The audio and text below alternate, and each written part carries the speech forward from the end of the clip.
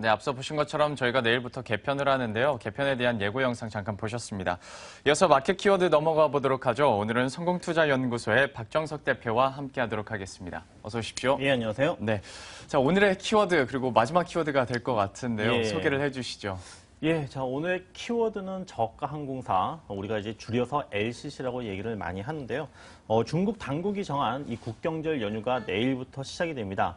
벌써 이 연휴를 좀 앞두고서 중국의 이 시민들 같은 경우에는 벌써 연휴 분위기에 더 벌써 빠져들었다, 이런 얘기가 나와주고 있는데요. 이렇게 지금 일주일 동안 연휴 동안 과연 이 중국 관광객들이 좀 얼마만큼 올 것인지, 그리고 이렇게 또 중국 관광객이 많이 지금 또 방한함으로 인해서 이 저가 항공사가 수혜를 받는다고 하는데, 과연 어떠한 내용으로 수혜를 받을 것인지, 또 앞으로 LCC가 어떻게 성장할 것인지 관련주까지 오늘 얘기를 좀 나눠보도록 하겠습니다.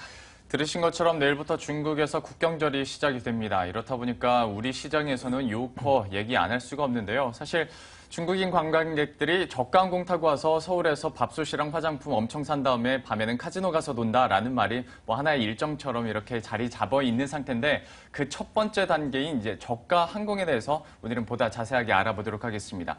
구체적으로 이제 요커들의 여객 현황이 어떤지 좀 궁금해지는데요. 현재 상황이 좀 어떤가요? 예, 국경절 연휴 기간을 통해서 좀 우리나라로 이제 방문하는 중국 관광객들이 굉장히 많이 증가를 할 것으로 전망이 되고 있습니다.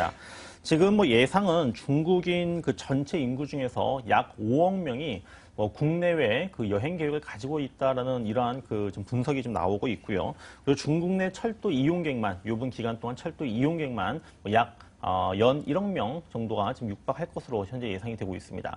그리고 한국을 찾는 이 중국인 관광객은 한 16만 명 정도 예측이 되고 있는데, 자, 이것은 그동안 진행이 되어 왔었던 국경절 기간 중에 가장 많은, 아마 사상 최대의 지금 중국인 관광객들이 지금 우리나라에 지금 올 것으로 지금 전망이 되고 있고요. 제주도에만 한 10만 명 정도 지금 방문을 할 것으로 예상이 지금 되고 있습니다.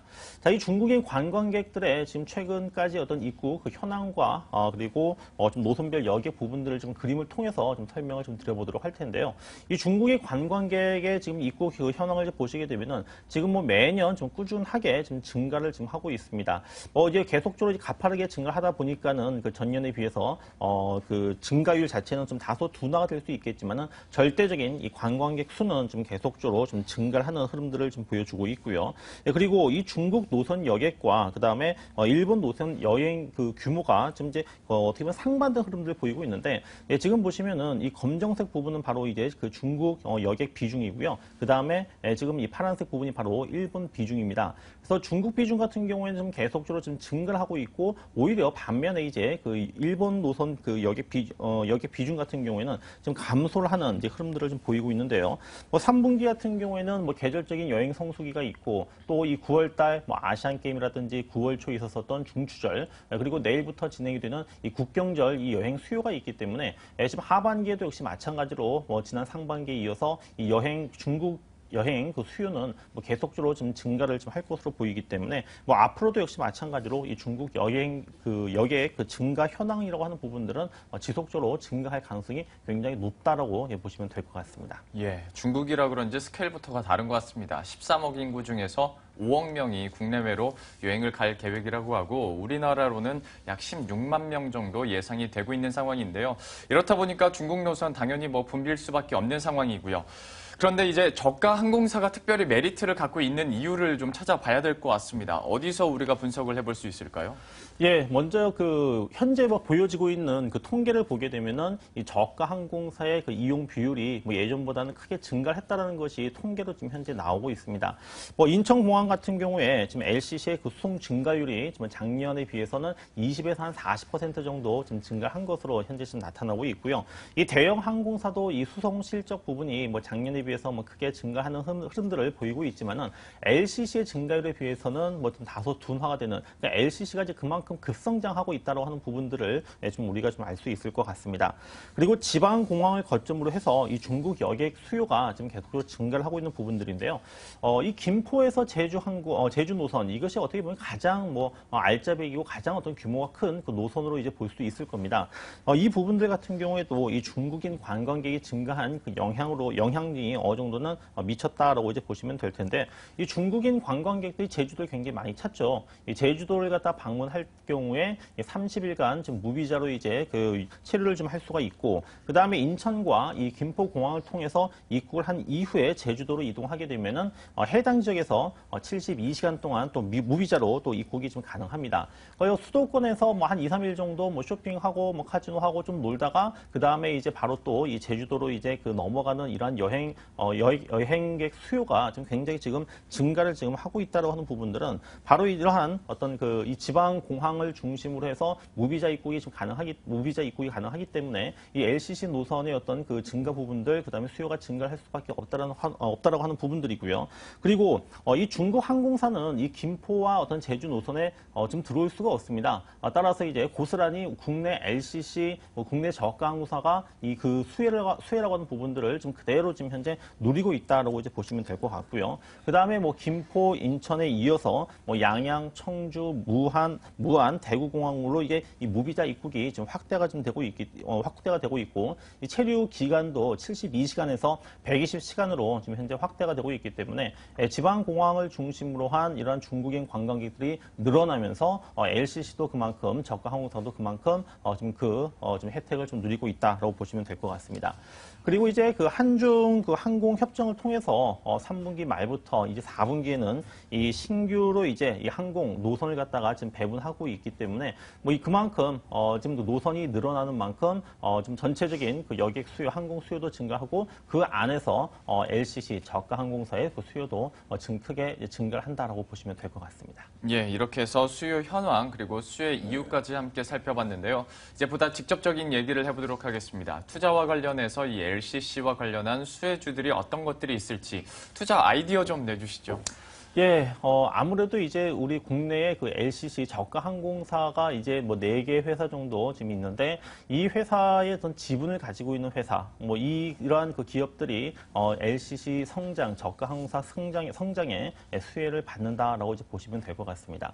뭐 대표적으로 이제 뭐 아시아나 항공 같은 경우에는 바로 이 에어부산을 갖다가 지금 운영을 하고 있죠. 그러니까 아시아나 항공이라고 하는 어떤 대형 항공사가 있고 또 아시아나 항공 아래에 또 에어부산이라고 하는 이 저가 항공사 의 어떤 그 자회사가 있기 때문에 아시아나 항공도 저가 항공사 관련주로 이제 볼 수 있을 겁니다. 한진칼도 마찬가지입니다. 한진칼도 이제 뭐 실질적인 이제 뭐 지주회사 갖다 표방하기 위해서 얼마 전에 뭐 대한항공을 대상으로 한 뭐 유상증자를 실시를 한다 뭐 이런 그 내용이 있었습니다만은 한진칼도 이제 대한항공과 그다음에 진에어라고 하는 이 저가 항공사를 갖다가 지금 가지고 있기 때문에 수혜주로 좀 보시면 될 것 같고요. 자, AK홀딩스 이 애경그룹의 뭐 지주회사라고 보시면 되는데 AK홀딩스 같은 경우에는 바로 제주항공 자회사를 지금 보유를 좀 하고 있고요. 그 다음에 예림당과 티웨이홀딩스가 있습니다.